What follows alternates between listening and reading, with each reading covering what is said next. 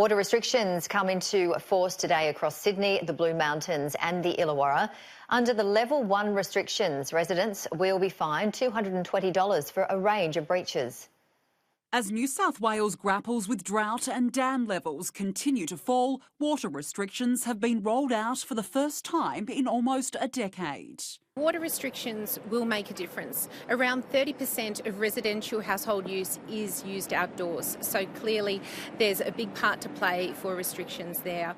Level 1 restrictions include no sprinklers, only hand watering, hoses must be fitted with trigger nozzles, and lawn can only be watered by hand between 10 a.m. and after 4 p.m. Permits are also needed to fill new pools greater than 10,000 litres. Around 70% of residential water use happens inside the home, and there's lots of other things we can do to save water.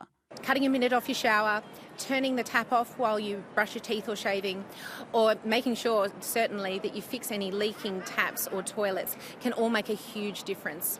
Sydney residents and businesses will face fines if they breach the restrictions. There will be a 3-month grace period before fines of $220 for individuals and $550 for businesses are imposed. Some businesses can apply for an exemption permit. It may be nurseries, plant growers, turf growers, car washers.